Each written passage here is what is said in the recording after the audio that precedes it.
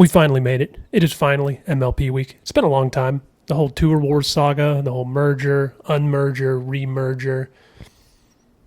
Anyway, we've already talked about the draft for Premier League and Challenger, but let's get you up to speed. Here's everything you need to know about MLP before the first event starts on Thursday, May 9th. We've got keepers, regular season, playoffs, mid-season tournament. We've got scoring changes. There will be promotion. 4 teams from Challenger will be making it up to the Premier League. There's no relegation, though.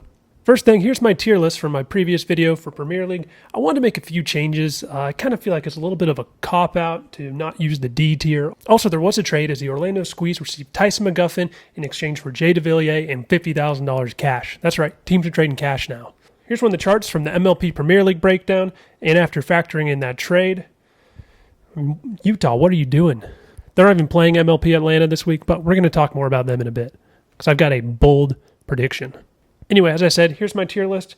One other change we have to make. Dallas Flash and the AZ Drive both have new logos. We've got those on here. So here are the changes I made. I bumped the Shock out of the playoffs, and I gave the Squeeze their spot after that trade. Their average pick was 18. I mean, it's crazy. I also bumped Seattle down to the B tier. I don't know. This just gave it like a nice bell curve. It just felt right. I feel like I let y'all down not using the D tier. So we've got to put, we're putting the New York Hustlers and the Mad Drops in there. Now let's move on to what is new for MLP in 2024. All right, so we've got the schedule here, and you'll see that there is a regular season, there's a mid-season tournament, and there are playoffs. In the past, there was just kind of a series of consecutive tournaments, and there was a winner at each event, and then there was, kind of a thrown together playoff and super final at the end. Well, that's a lot different. We've got a regular season with proper standings. It's kind of like how the NHL does it, where if you win in regulation, meaning you don't go to a Dream Breaker, you get a full 3 points for the standings. If you do win in the Dream Breaker, you get 2 points. If you lose in Dream Breaker, you still get 1 point. And then if you lose in regulation, you get 0 points. The mid-season tournament is going to be interesting. The NBA just implemented this to, I think, pretty good success from what I saw. What's interesting here, though, is there will be just one bracket, double elimination. Both Premier League and Challenger teams will be in the same bracket. Premier League teams will be seeded 1 through 12, and then 13 through 22 will be the Challenger teams. Each match is worth $1,000. I think the winner gets $100,000 for a total of $200,000 in prize pool for this. But as far as I can tell, I don't think this actually matters for standings. It's just kind of, for money and for fun.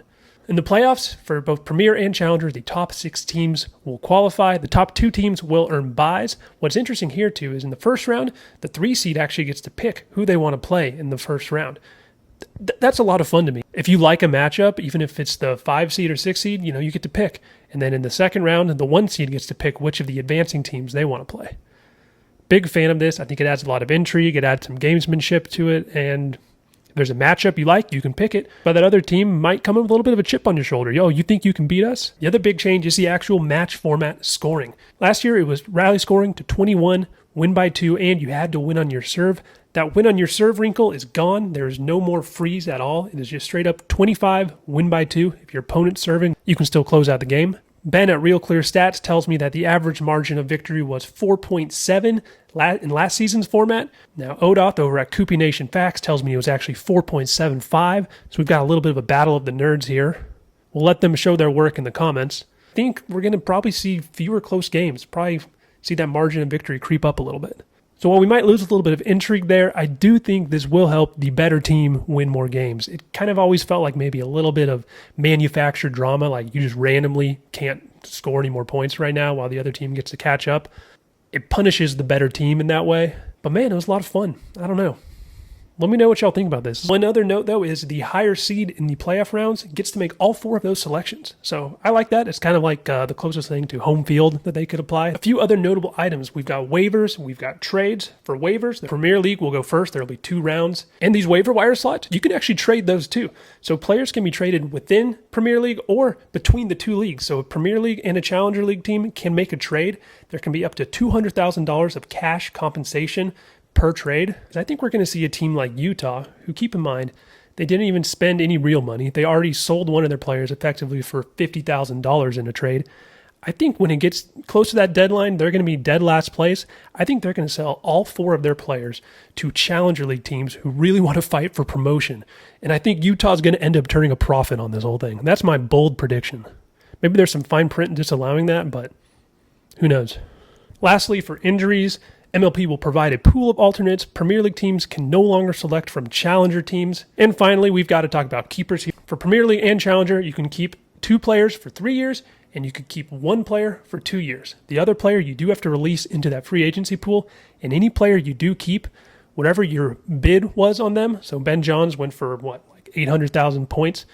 If the Pioneers want to keep him next season, they have to pay the league $400,000.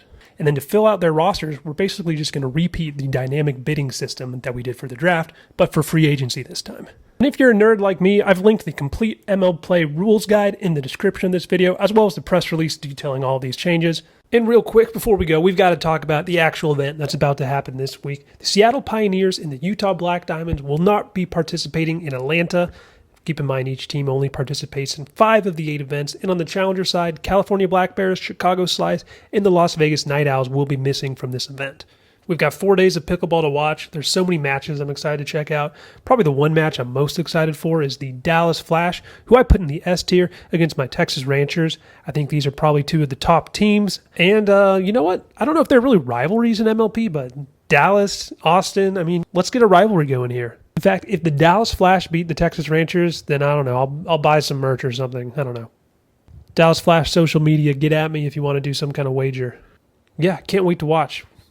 We might do some recap videos too. I haven't really decided to see what my schedule looks like. But thanks for watching. And if you're here on my channel and you like this MLP content, if you like this pro pickleball content, that's great. Let me know in the comments. And if you would rather me do more just like random live streams or some actual like playing pickleball content, well, you're in luck. We've got some stuff that coming on the way. I'm going to be filming next week with a local pro here in town for a sequel to the I Stink at Pickleball, and I have the data to prove a video. So really excited, doing some fun things on the channel. So like, subscribe, share. Appreciate everybody.